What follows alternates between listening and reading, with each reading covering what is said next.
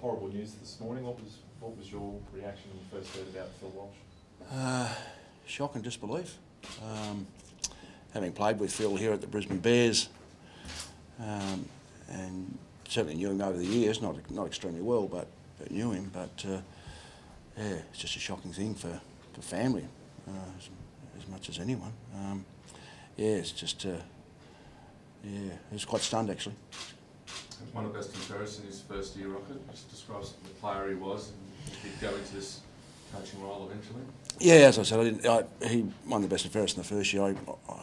I came here in the second year, so I was involved with him for 3 years, I think, when I was here. Yeah, he was very passionate about his footy, had strong opinions about the game, obviously very professional the way he went about preparing himself.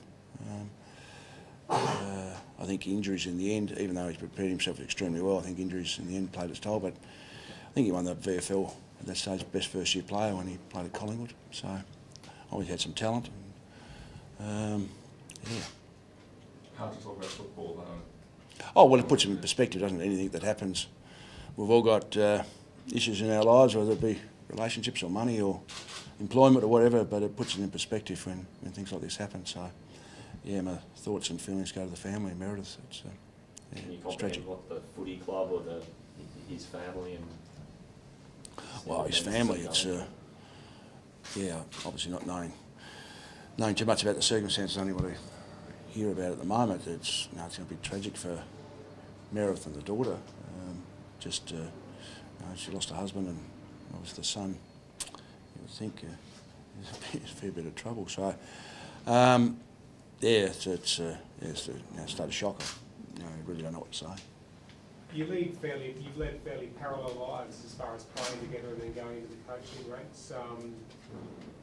Did you have much to do with him in recent years, or just when you crossed paths? Oh, just when I crossed paths, because he was. I was an analyst for the teams he worked with, West Coast and Port Adelaide. So to run into him at airports and places like that and have a chat. When he got the job, I spoke to him, congratulated him on that, and we had I suppose with people who played with each other for 3 years, we had a reasonable relationship without a close relationship. Yeah, it's a big shock. And what type of a man, what was his characteristics that you found so admirable? Oh, his strength of character. He's a pretty strong individual. As I said, very passionate about the game. Had some strong thoughts. Yeah,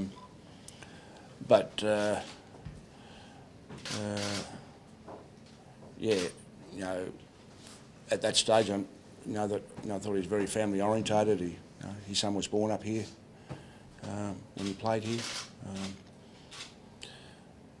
He was certainly even though he was strong and had strong opinions, he was a reasonably giving person as well. Rod, are there any of your roster here that played under him or were close to him as far as through the football circuit? Matthew Primus, one of the coaches, was close with him at Port Adelaide. I think when Matthew coached at Port, I think Phil was involved helping him. Obviously got to know him. I think when Matthew was playing there as captain, that Phil was the opposition analyst and helping there, so I think there was a relationship there.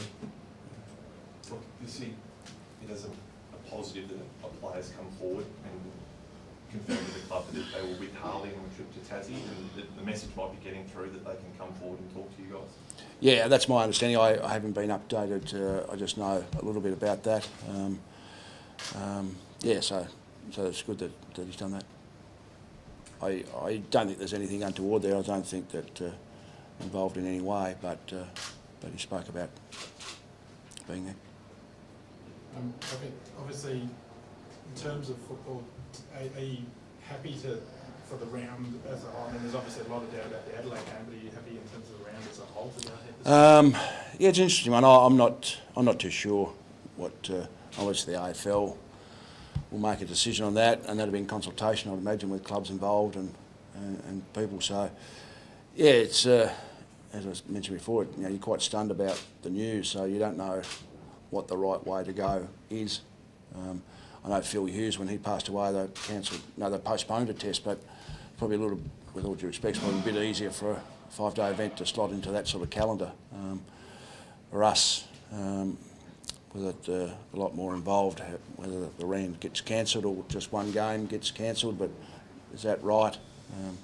Can you postpone it? You probably can't. They can't slot it in any other spot, so I'm not too sure what the right solution is.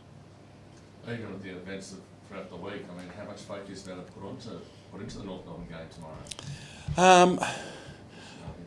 Yeah, it's an interesting one. No, that we've done the same program. We thought we trained okay yesterday. We had our opposition meeting yesterday, so we have another meeting today. Most of the stuff that's happened is more at a higher level, at coach level, administration level, so players to a degree are protected as such. Obviously they know about it, but I think hopefully they can focus on the footy. So players had space that going to a game would still be... Oh, I'd hope so. You'd hope so, but the fact is we're only human, so as I mentioned before, a lot of people don't talk about their feelings as much and what they're really thinking, so we're probably only know that in hindsight once the game finishes. What are expectations of Gary tomorrow? Do you expect him to fire on all cylinders, or do you think he'll take some time? I think it'll take some time. I think it's only played the 2 games, so what are we going into round 14, are we? So it's 12 weeks. I know he's a bit of a phenomenon in many ways, so he'll probably be able to slot back in seamlessly, but our expectations just being there, just being captain, just being able to give us a presence. The players have really looked forward to him being back, just as an elder statesman, just his experience, because of obviously reasonably young, so I think that'll help the players. David Swiley comes straight back in. Was there much deliberation about bringing him back for the 2?